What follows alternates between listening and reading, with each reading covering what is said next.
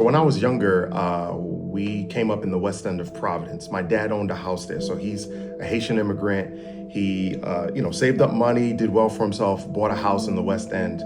And after some years, we ended up moving out of there. And every now and again, he'd get a call from tenants, to come fix some things. So late one night, he got a call from some tenants who had just gotten a new boiler put in. And they said that the house was on fire.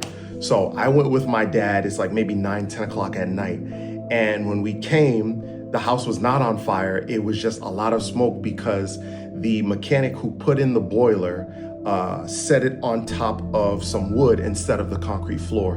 And so it's a boiler. So the fire from the boiler caused the wood to smoke. And so these women just began to, a mother and daughter, they began to berate my dad outside in open air. And my dad never cursed at them or said anything harsh to them. He was just trying to bring down the situation so that he could explain to them why there was smoke, but they wouldn't hear it. They were just very, very belligerent. But in my mind, I thought to myself, I know my dad and I know his temper and I know the things that he could say and I know what he's capable of. And so he's not a man that's at a loss for words, especially when his temper may flare. But I asked myself often growing up, it's like, man, why didn't my dad say anything? Why didn't he retaliate? And in my mind, I feel like the number one reason was because I was with him. And if I were to see him, lash out at them and curse at them or have them evicted, I felt like that would have been a poor example in front of his son.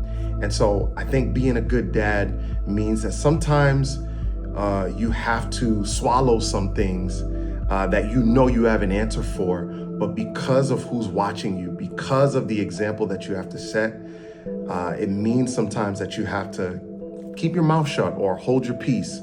And so I appreciate my dad for things like that, because I see that in my own life. There's moments where my temper starts to flare and I can feel it, but because I may have my kids around or because I know that there are people watching me who see me as an example, I hold my tongue and I stay calm in moments that are really volatile because of the example of my father. And so that's an example of a good dad, and I appreciate him for that. And I feel like I exude that in my own life as well.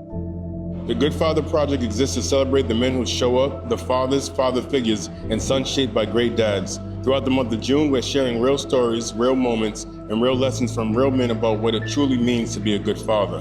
Because good fathers change lives.